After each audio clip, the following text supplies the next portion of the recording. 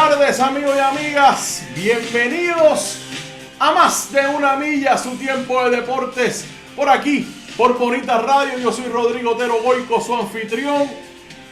Y estamos desde el estudio Guiguito Otero en Guaynabo, Puerto Rico, para el mundo entero.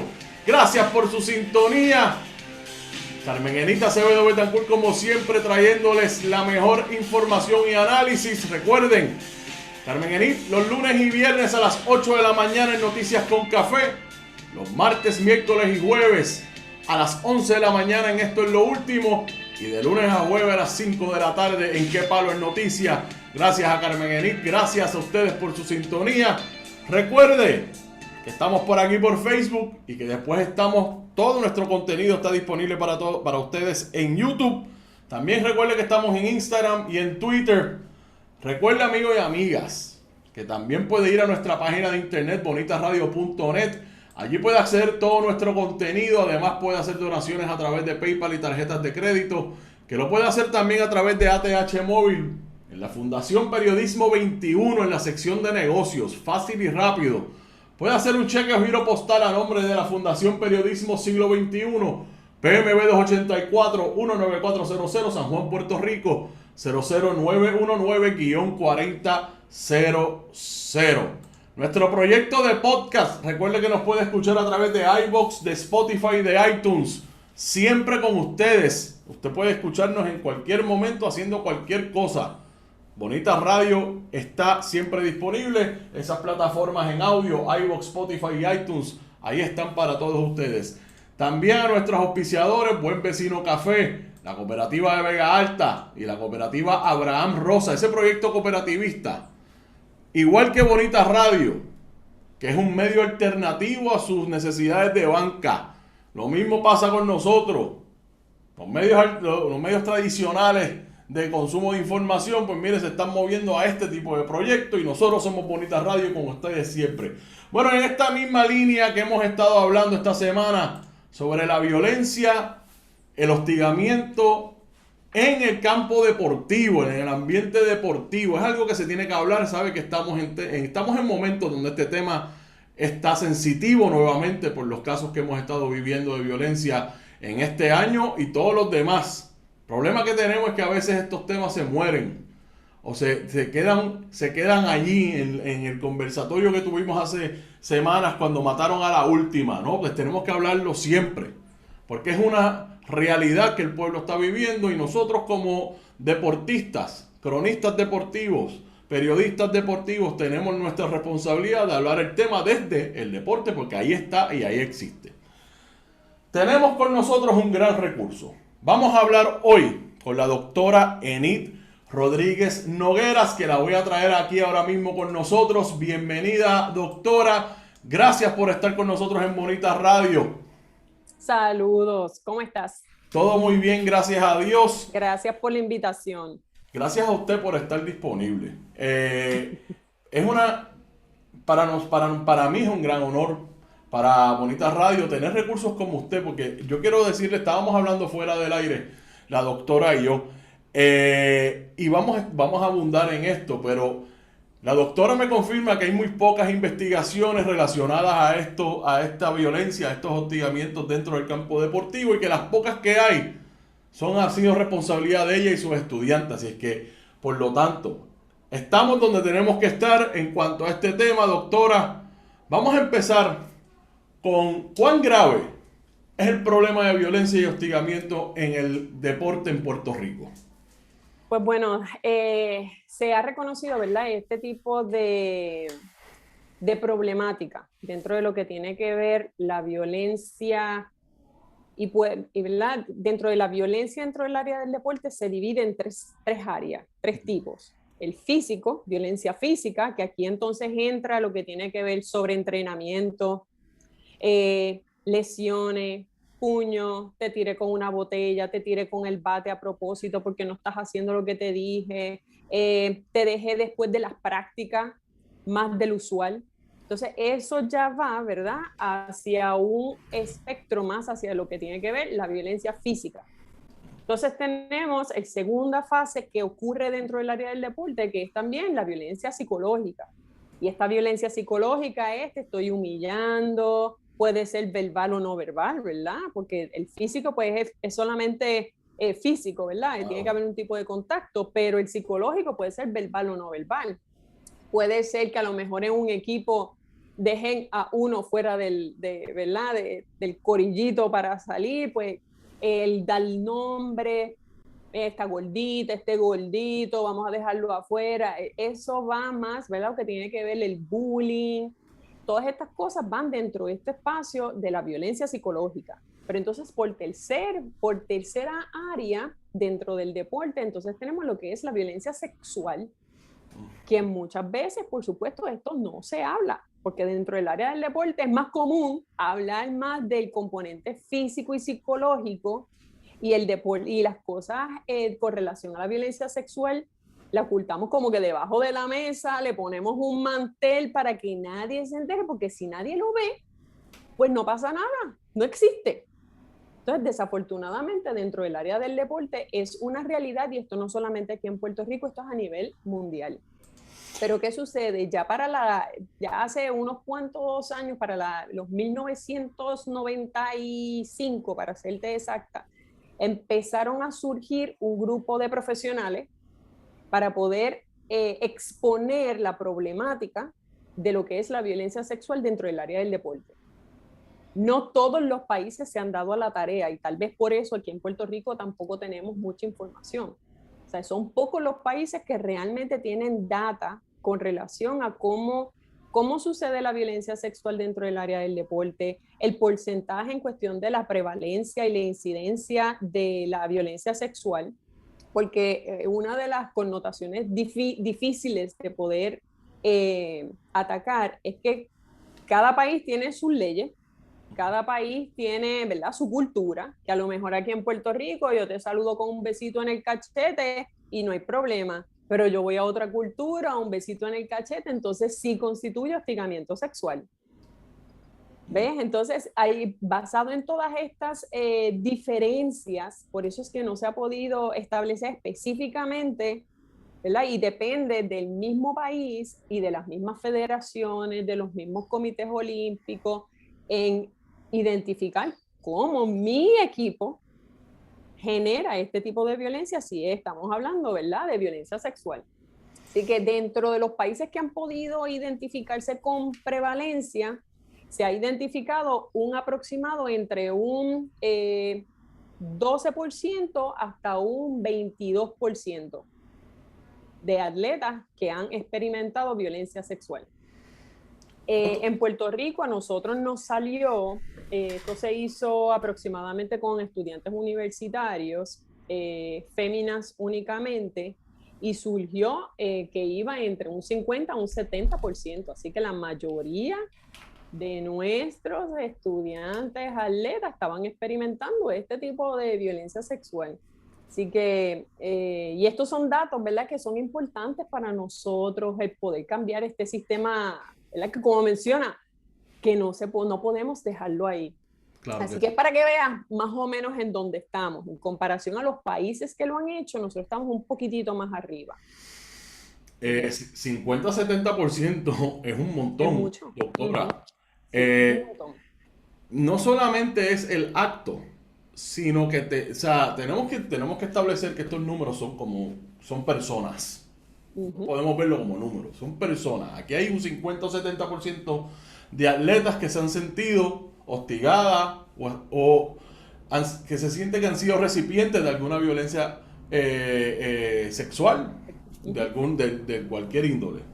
Por lo tanto, tenemos que ponerlo en contexto que son personas, son seres humanos que así se sintieron. O sea, una cosa es la acción y otra cosa es la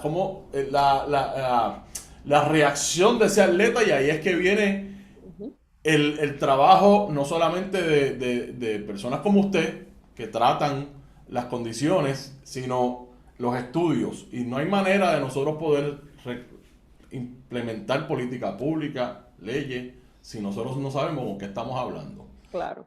Usted dice que usted es la responsable de la mayoría de estos estudios junto a sus estudiantes, si no de todos, usted me dice, pero ¿cuánto han logrado en cuanto a eso, política pública, establecer reglamentos en las instituciones, leyes que se pueden estar pasando. ¿Cómo ha sido esa recepción de estos estudios que ustedes han hecho?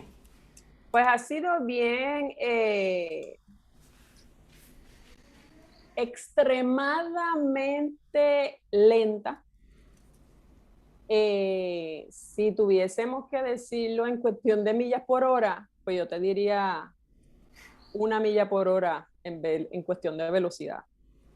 Porque a pesar de que sí se ha identificado, sí se ha expuesto, sí se han publicado, sí se ha, ¿verdad?, presentado, las organizaciones, y aquí es todo, tanto Comité Olímpico, federaciones, universidades, entienden el problema, saben que existe, pero ha sido bien difícil para ellos identificar cómo solucionamos esto.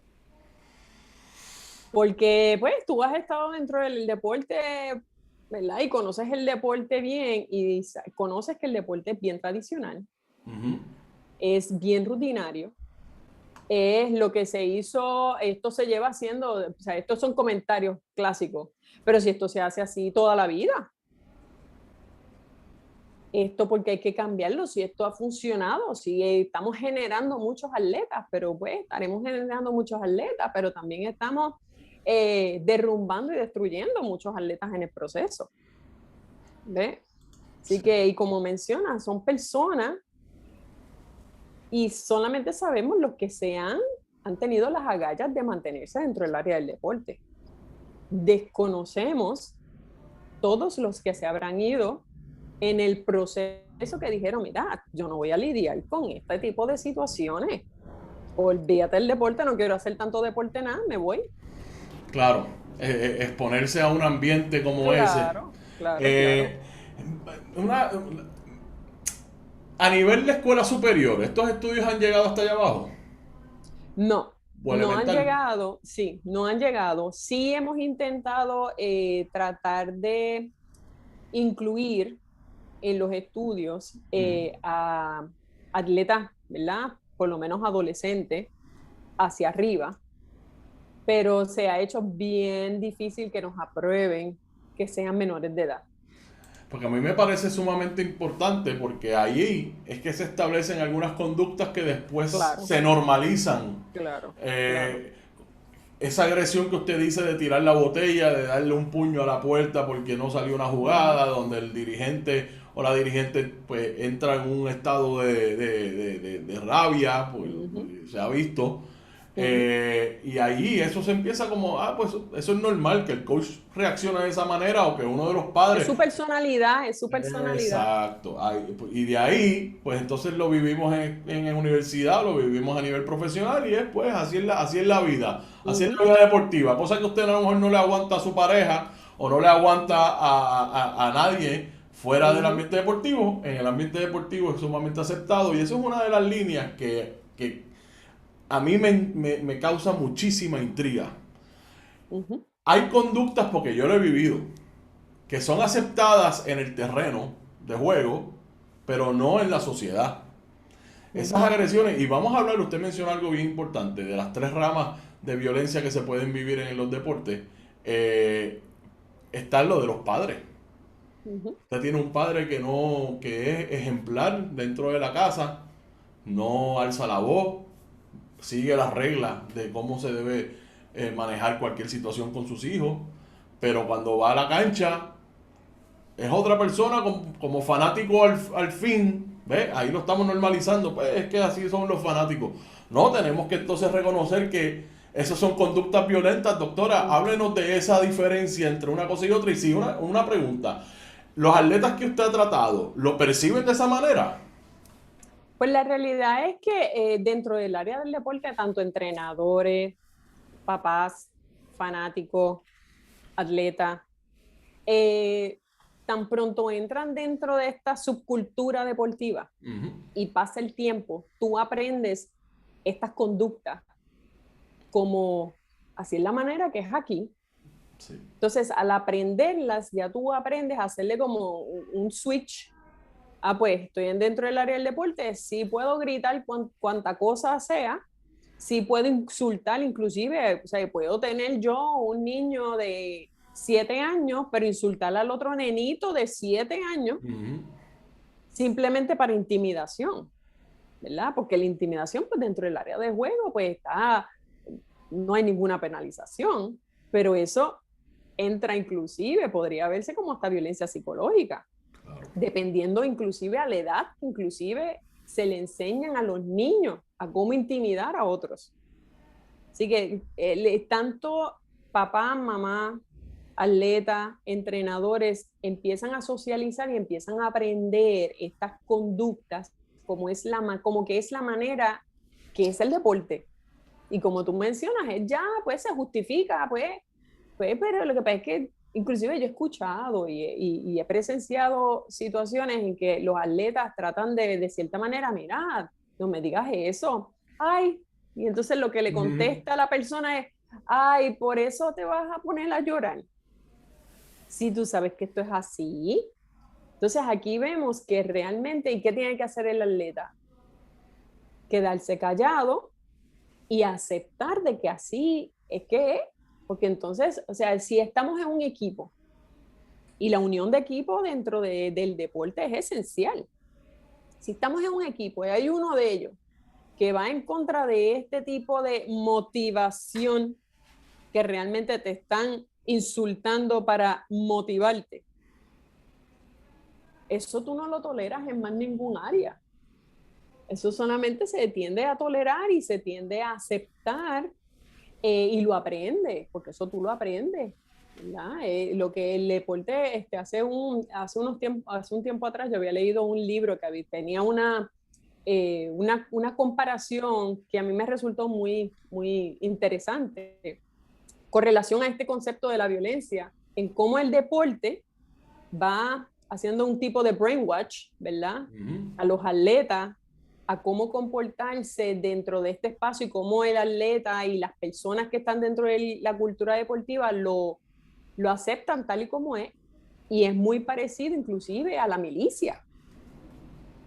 O sea, la milicia también tiene o sea, tú puedes ser bien religioso, tú puedes tener ciertos valores, tú puedes tener ciertas ideologías, pero tan pronto tú entras ese espacio de ser soldado y te pones la gorra y te coges el rifle, todo eso cambió.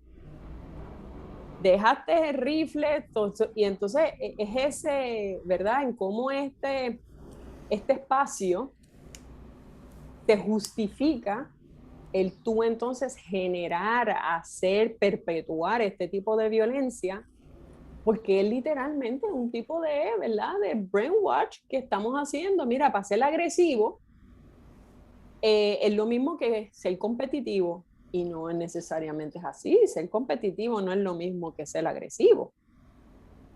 Yo puedo ser sumamente competitiva y no tengo que hacerle daño a la otra persona. No tengo que, ¿verdad? Yo he visto, han habido competencias de eventos de boxeo, por Sí. ejemplo, que uno de los contrincantes sabe que el otro ha tenido a lo mejor alguna lesión seria en alguna parte de la cabeza. Pues tú sabes como individuo que si tú le das muchas veces en esa parte de la cabeza, le puedes hacer un daño serio. Sí. Eso es en pelota, eso es en baloncesto, es en balompié, en balompié, aquel se lesionó, acaba de llegar de una rehabilitación en la rodilla, pues ¿a dónde hay que atacarle a ese atleta? Ciertamente. En la rodilla. Y entonces eso son connotaciones y son situaciones que son sumamente difíciles de digerir si esas situaciones ocurren fuera del área del deporte. Un ejemplo parecido a eso, y es algo, una historia que yo creo que el mundo entero, particularmente el mundo deportivo, debe conocer. Es la historia de un boxeador que peleó durante la década del 50-60, que se llama Emil Griffith, doctora. Y traigo este ejemplo porque me parece que es importante establecer eso. Cómo puede haber un efecto psicológico atacando las inseguridades, estamos hablando de cosas emocionales, igual que las debilidades físicas que puede tener un contrincante como instrumento de ganar. Ahí es que está lo triste, no hay más otra cosa que al otro día que salir en la primera plana o que te reconozcan que ganaste por lo que sea. Mire, Emil Griffith es un boxeador que peleó 112 peleas y es considerado uno de los mejores boxeadores en la historia, pero hay algo bien trágico de la vida de él. Él era una persona, él era homosexual, pero usted podrá imaginarse que en los años 40, en los 50 y 60, ser homosexual y menos si era un atleta boxeador como era Emil Griffith, que de hecho Terrible. era un caribeño como nosotros, era de San Tomás. No era abiertamente homosexual, pero era algo como un secreto a voces, como se dice en la historia. Él tuvo una pelea con un boxeador cubano, José Nápoles, que le decían Kid Pared.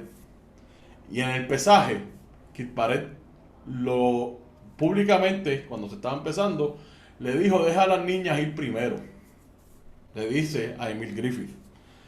Emil Griffith perdió el control en el pesaje, que tuvo que aguantarlo. En la pelea, doctora, Emil Griffith le dio más de 22 golpes corridos y lamentablemente este boxeador murió en el ring, el Kid Pared. Wow. Emil Griffith tuvo que vivir con eso posteriormente, pero es un ejemplo de cómo ese abuso que esta persona recibió le costó la vida al abusador, en este caso. Eventualmente, esta historia la traigo porque me parece que es puntual en cuanto a eso, a esas insinuaciones, a esas condiciones que se exponen muchísimos atletas, y estamos hablando de atletas profesionales en este caso. Eran campeones mundiales de boxeo, no eran estudiantes ni demás, y estamos hablando de hombres.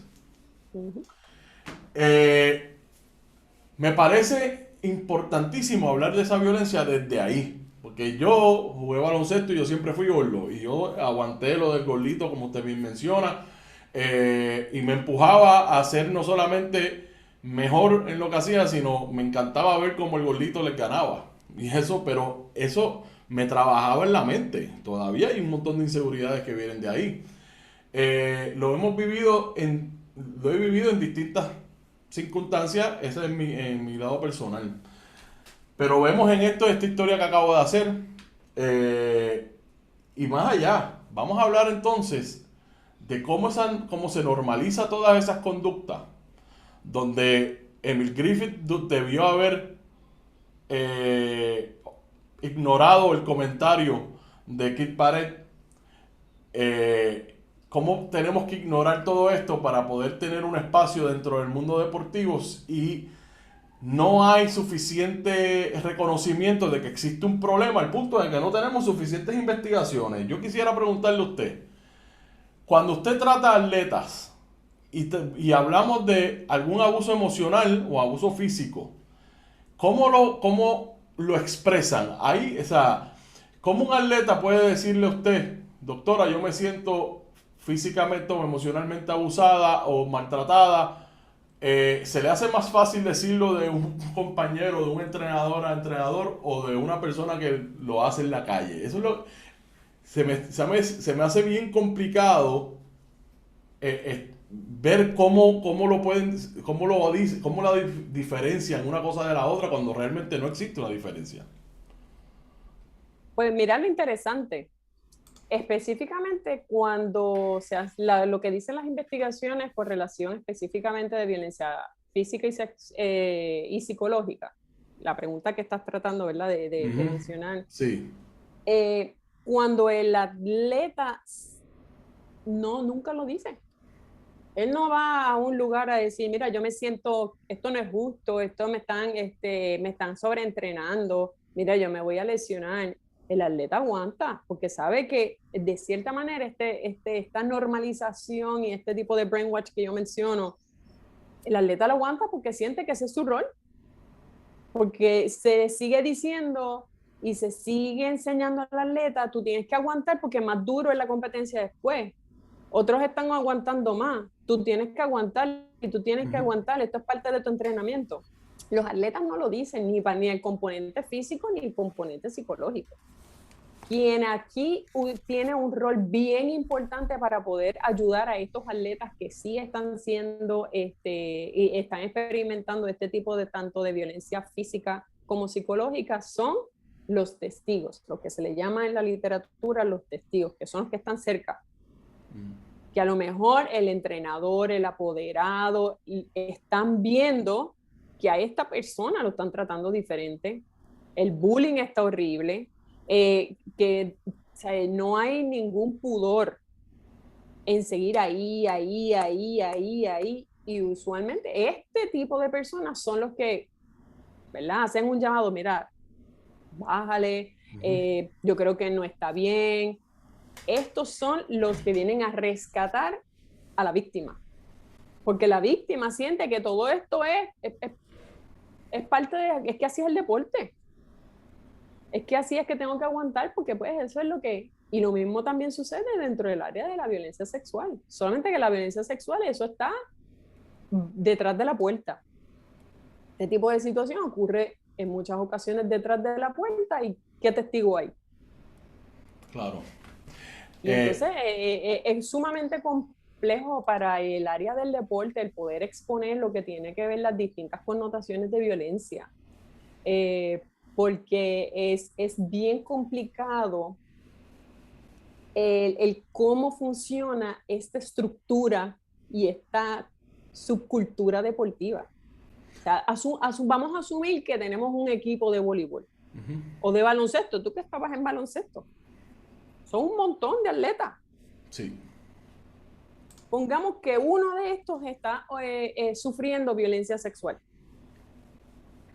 Uno de ellos hace la querella.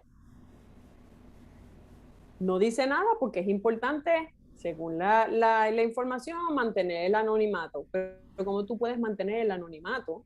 ¿Verdad? De cómo funciona realmente. En teoría, nadie lo va a saber. Pero dentro del área del deporte, cuando este único atleta sufre violencia sexual, lo reporta calladito porque no quiere que nadie se entere, porque va a ser el hazmerreír de todo el mundo, porque puede ser que no le crean, porque puede crear una división en el grupo. Pues cuando al otro día vean que no va el coach, usualmente, ¿qué pasa? Viene el más arriba del coach y dice, no, es que hay una querella de violencia sexual, aquí alguien dice. So, en lo que eso se arregla, pues, no tienen coach. Pues entonces, ¿qué tiene que hacer ese atleta? Retirar la querella. Claro. Y pues se tiene, mira, que hacer buche, tiene que callarse, no puede decir nada, porque el sistema, los protocolos, los procesos se están viendo y se están realizando basados en cómo funcionan los procedimientos fuera del deporte.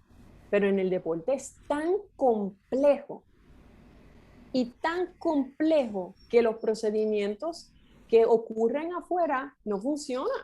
Mira, en Puerto Rico solamente hemos tenido como 2 o 3 querellas públicas relacionadas a la violencia sexual.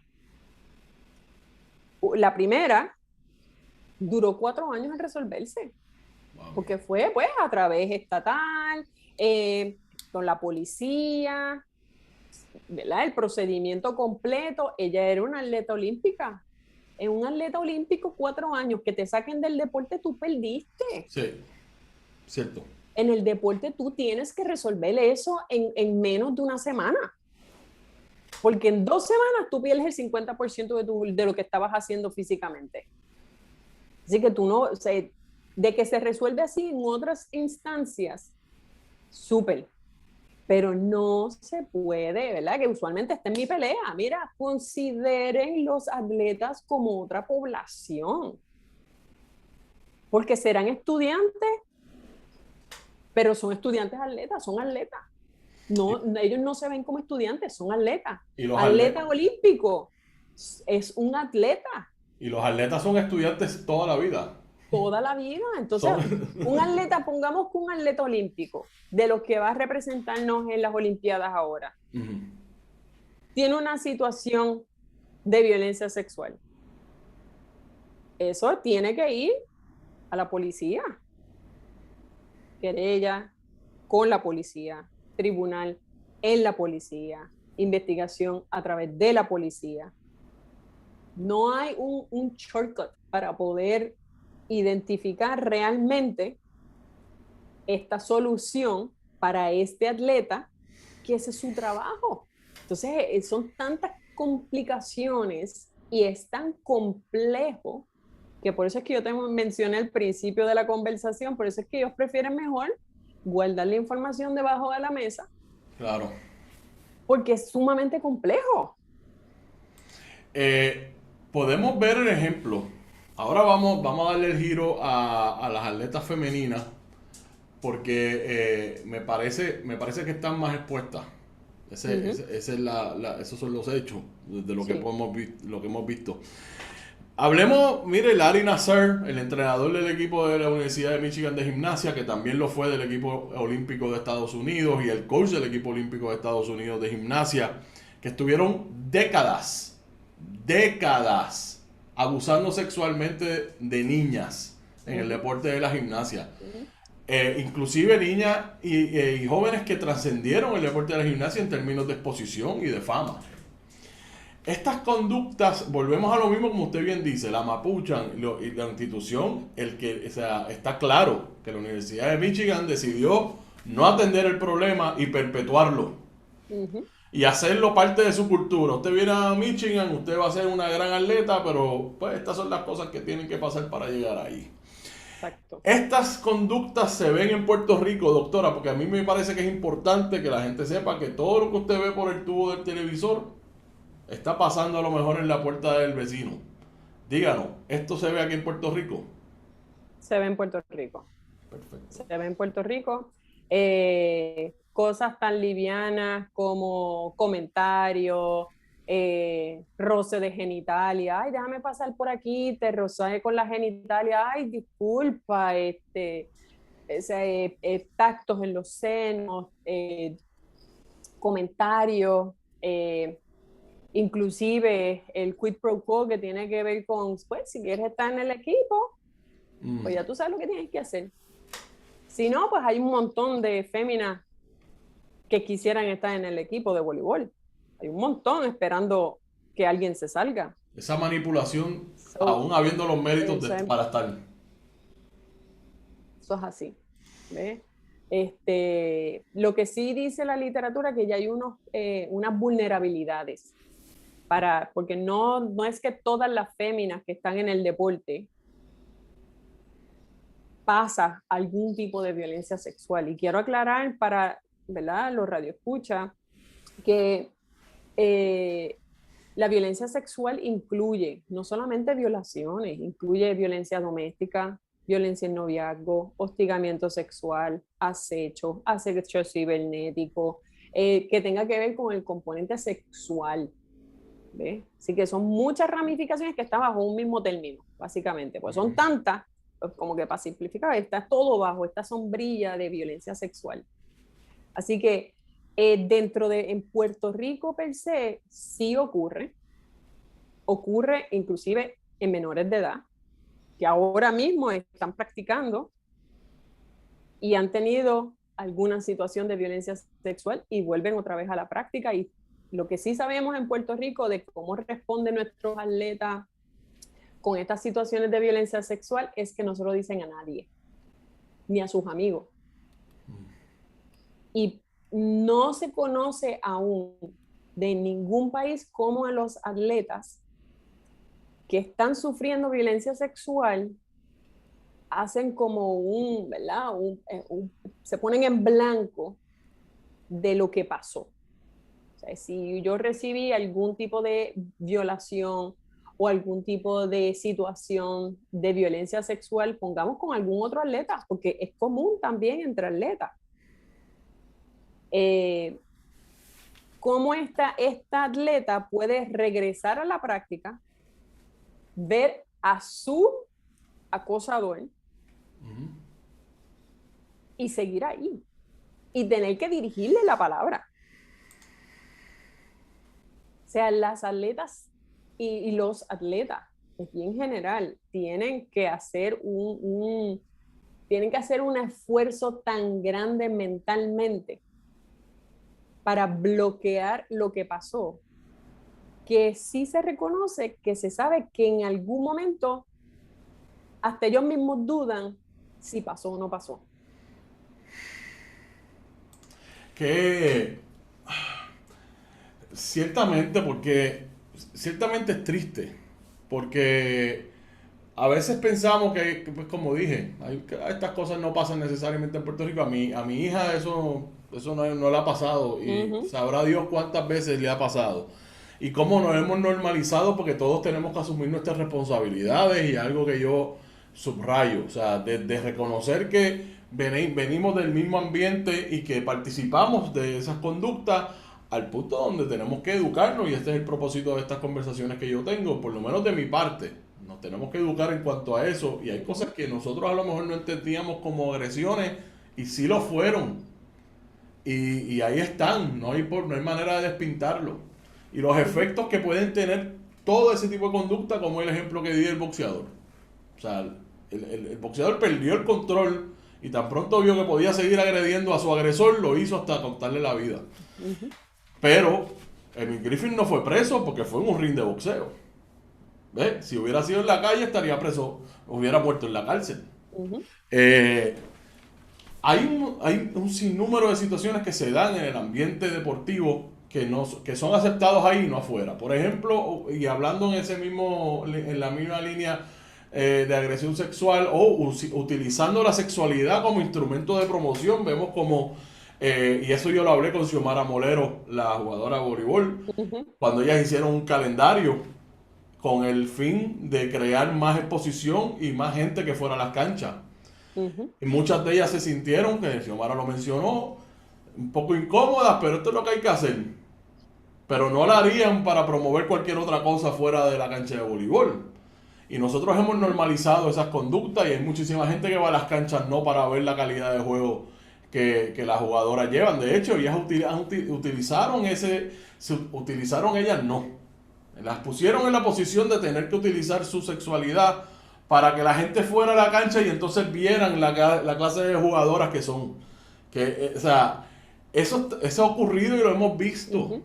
Está ahí y lo ignoramos. Pero entonces... Continúa. Y Claro. continúa, exactamente. Y esas son las cosas que no se hablan en el país como se deben hablar. Un país tan deportivo, porque somos un país altamente deportivo, que cela muchísimo su proyecto deportivo en todos los niveles, desde desarrollo hasta profesionalismo. Y ahí están. Y hoy el proyecto deportivo del país está liderado por mujeres. De 27 atletas clasificados a las Olimpiadas, 19 son mujeres.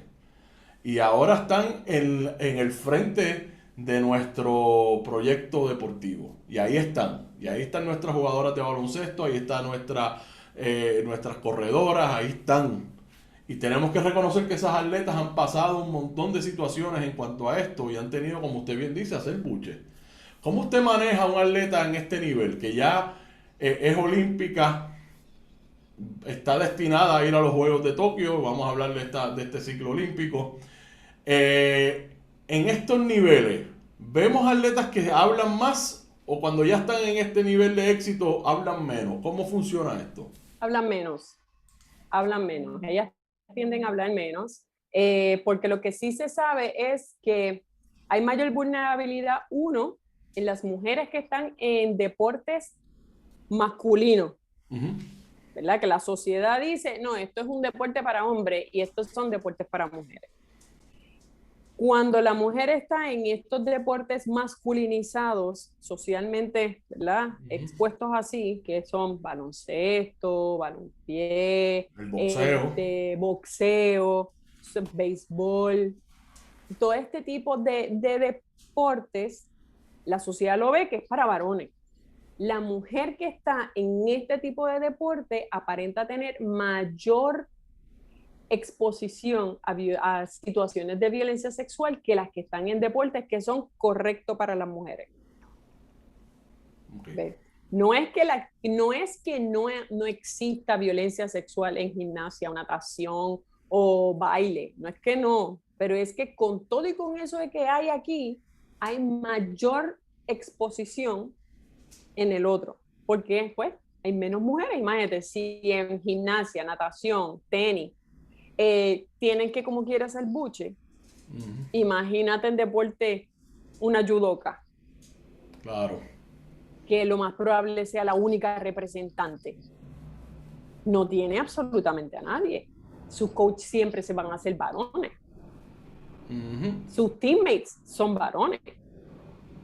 Así que esto sí se sabe, y se sabe que hay mayor vulnerabilidad a atletas de mayor élite.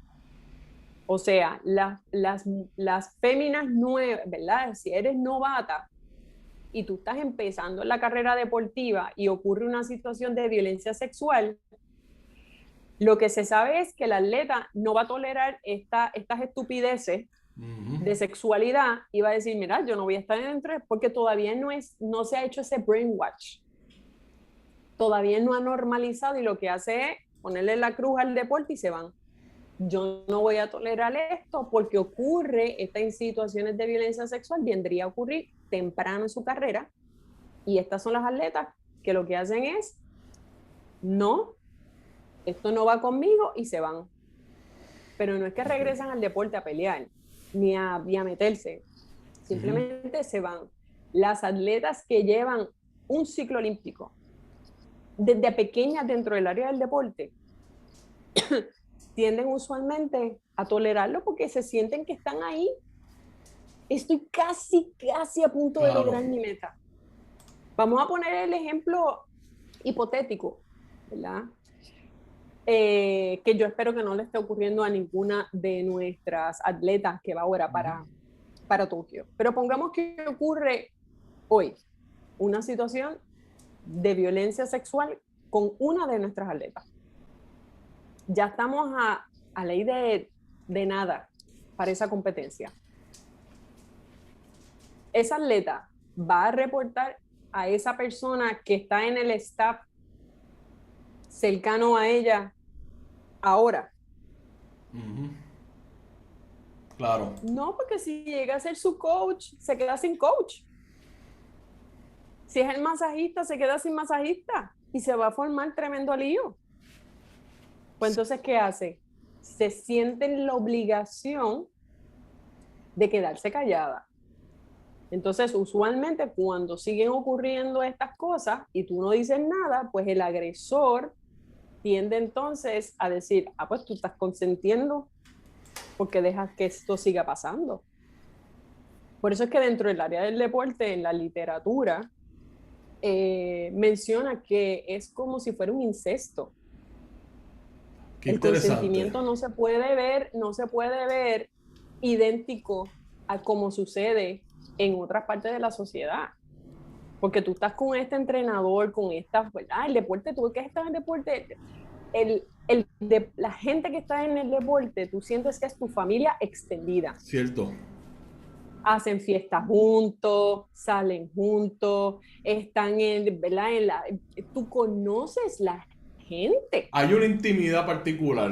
Hay una intimidad particular, hay una relación emocional. Tú no quieres que esa persona le haga daño. Entonces, cuando ocurre una situación de violencia sexual de una de estas personas que tú sientes una afinidad, que llevas conociéndola hace 15 años, que está contigo desde que tú tienes 6 años, y viene a cometer alguna situación de violencia sexual ahora a tus 26, pues entonces es difícil, porque lo primero que tiende a pensar la atleta es, pero yo conozco a la esposa, pero su hija está en el equipo. Si yo lo reporto, voy a hacerle daño a mi amiga. Así que es de nuevo, el consentimiento dentro del área del deporte no necesariamente funciona igual. ¿Qué propone la comunidad médica en cuanto a esto, personas en su posición?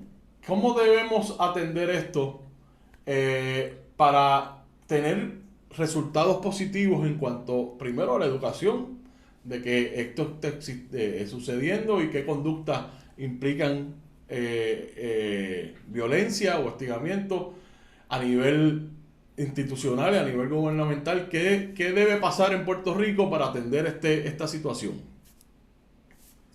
Pues bueno, hace unos años, luego que empezó, ¿verdad? Que se empezaron a generar esta serie de data, ¿verdad? Que teníamos, ¿verdad? Ya no nos pueden decir que son rumores, tengo data para poder de cierta manera impulsar a que se haga algo.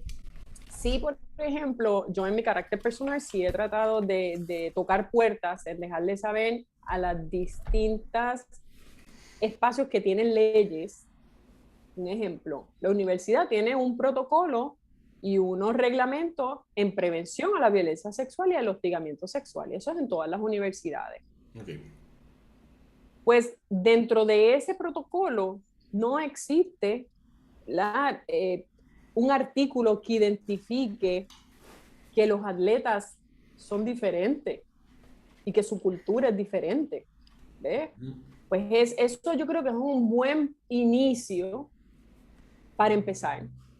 Dos, creo que sería muy astuto que pudieran, usualmente en estos protocolos se establece que hay un ente investigador.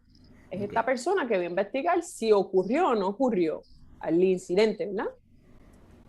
Pero usualmente estas personas no necesariamente son expertas en el tema. Entonces, si tú eres bien machista y tú estás diciendo, ay, por ese comentario tú vas a poner una querella. Si tú tenías esos pantalones tan cortitos, pues entonces, ¿qué tú vas a hacer con la querella? No la vas a procesar porque tu propio pensamiento es machista. Es que el cuerpo de la mujer está bien sexualizarlo y que cualquier acto, pues, es justificado, porque básicamente te lo mereces o tú lo provocaste. Entonces, esto es una segunda complejidad que tienen los protocolos y tienen los procesos actualmente en Puerto Rico.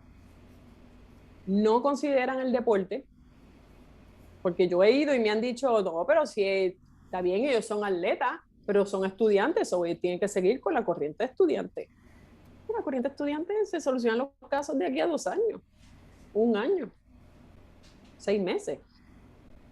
Sí. Pero ya después de eso, ya el atleta no va a regresar al equipo.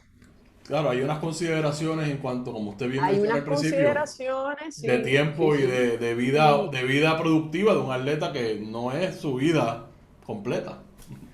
correcto. Un Y espacio. un tercer aspecto que yo recomendaría, y lo llevo diciendo hace mucho tiempo, ¿verdad? Yo trabajo con el Centro para la Aplicación y Estudio de la Psicología Deportiva de la UPR, llevamos tratando de impulsar de cierta manera y he empezado ahora en ver si podríamos de cierta manera hacer un tipo de comité de género que no esté, ¿verdad? Nosotros tenemos el conocimiento sobre el deporte, pero no estamos dentro de la federación de nadie, ni dentro del Comité Olímpico, porque parte de los estudios indican que los atletas no quieren querellarse, porque si mi coach, que esto sucede, mi coach es también el apoderado, o mi coach también es el director atlético, ¿para quién me voy a querellar? Si esa persona es la que me va a dar la beca, si esa persona es la que me está dando los fondos para yo viajar porque soy atleta de alto rendimiento. Tendría que ser porque los atletas no confían en la estructura del deporte. No confían. Este tipo de situación, ellos así mismo me han dicho, esto es una mafia, y esto está citado en un artículo que yo publiqué en el 2010. Y esa ha sido la mejor descripción que me ha podido dar una participante. Las situaciones de violencia sexual y hostigamiento sexual es una mafia en el deporte. Siempre las atletas van a salir perjudicadas. Para solucionar eso, no puede ser el deporte quien procese las querellas, no puede ser el deporte quien reciba las querellas, porque los atletas no confían, porque ellos han mencionado que ellos han hecho querella y se desaparecen. no existen, o no se procesan, o se tardan, o todo el mundo después se entera, etcétera. Muchas complicaciones con el proceso de querellas de esto. Ahora tenemos que pensar todos y todas en las consecuencias de que estos actos queden impunes al nivel que sea. Ujú, El efecto, o correcto. sea, tan buenas son las bondades del deporte, o sea, los efectos que el deporte tiene en cada uno de nosotros que lo practicamos son interminables en la lista de los beneficios, tanto físico, mental, de coordinación, de socialización, de todo. También tenemos que pensar en los efectos a largo plazo de todo lo negativo. Y que hay alguien que constantemente esté abusando de uno, tanto física y emocionalmente, que en algún lado algún efecto va a hacer y va a perjudicar tu vida social fuera del deporte, porque el deporte es un espacio de tiempo Ujú, en tu vida, en la vida de todos nosotros. O ujú, sea, nos queda el resto de nuestra vida que tenemos que vivirla sin ese deporte, solamente con lo ujú. que aprendimos y el conocimiento y en la manera que estemos envueltos en él, como lo hago yo, como lo hace usted. Doctora, nos hemos quedado sin tiempo, pero yo la voy a convocar a usted para que usted esté con nosotros y sea recurso, porque esto es un tema que para mí es sumamente importante, y creo que es lo que tenemos que hacer en cuanto a cambiar de la manera que nosotros vemos todo esto y poder reconocer lo complejo que es, que yo creo que usted magistralmente lo expuso. Esto es sumamente complejo, esto no es cuestión de sentarnos a hablar y implantar, sino esto es complejo, necesita estudio, necesita cabeza y necesita primero que todo reconocer que existe el problema, que es algo que Ujú. también vemos que no se está haciendo No en se está Puerto Rico. haciendo. Así que le agradezco muchísimo de Perfecto. haber estado con nosotros, doctora. Espero verla pronto, pronto. Muchas gracias por la invitación y gracias por estar presente. Gracias a usted por todo lo que hace y nos veremos pronto. Un abrazo grande. Bueno, amigos y amigas, esa fue la doctora Enid Rodríguez Nogueras. Hablando del problema de violencia en Puerto Rico en los deportes, violencia emocional, violencia física, y habló de lo complejo que es establecer un protocolo, establecer las estructuras para poder atacar el problema y manejarlo. Hay unos conceptos, hay unas consideraciones de cultura, hay unas consideraciones de relaciones y hay unas cosas que el deporte ha perpetuado o que ha normalizado que no están bien. Y esa es la verdad. Y ahí están los hechos, como ella bien dijo. Yo tengo datos. Ya no es cuestión de decir que yo noto o lo vi. No, ya hay estadísticas oficiales, ya son hechos de que existe el problema y que todos esos problemas que hemos visto también recientemente fuera de Puerto Rico en cuestión a la violencia sexual en los deportes, pues ahí está confirmado por la doctora que aquí está pasando también. Y eso es tema obligado, porque el impacto de toda nuestra vida deportiva salpica nuestra vida en el resto de nuestras vidas. Así es que hay que ver la cosa. Yo me comprometo a seguir hablando del tema y seguir educándome principalmente en el tema. Porque tenemos que empezar por ahí, en educación. Bueno, antes de irme les recuerdo que compartan, compartan, compartan. Recuerden que estamos por aquí por Facebook, que también estamos en YouTube. Es súper importante que se suscriban a nuestro canal. Y recuerden que también estamos en nuestro proyecto de podcast a través de iVoox, iTunes y Spotify. Ahí lo tienen en pantalla. Suscríbase a esas plataformas y nos puede escuchar en cualquier momento y haciendo cualquier gestión. Usted está haciendo cualquier cosa, nos puede estar escuchando por ahí. Recuerden nuestra página de internet bonitasradio.net. Ahí puede ver todo el contenido, además de hacer donaciones a través de PayPal y tarjetas de crédito. Que también estamos a través de ATH Móvil. Búsquenos en la sección de negocios, Fundación Periodismo 21. Puede hacer esa donación rápido y fácil de esa manera. O puede enviar un cheque o giro postal a nombre de Fundación Periodismo Siglo XXI, PMB 284 19400, San Juan, Puerto Rico 00919-4000. A nuestros auspiciadores, Buen Vecino Café, la cooperativa de Vega Alta y la cooperativa Abraham Rosa con nosotros siempre. Gracias por estar. Auspicia a nuestros auspiciadores. Y si usted tiene una empresa o conoce a alguien que tiene una que debe estar aquí con nosotros anunciándose, envíenos un correo electrónico a info@bonitasradio.net, info@bonitasradio.net, o escríbanos en cualquiera de nuestras plataformas, en las redes sociales, que por ahí hablamos. Me voy, regreso el lunes, si Dios quiere, en Más de una Milla, así es que un abrazo grande. Nos vemos en la próxima. Un abrazo, déjame poner aquí y poner la música. Un abrazo, gracias.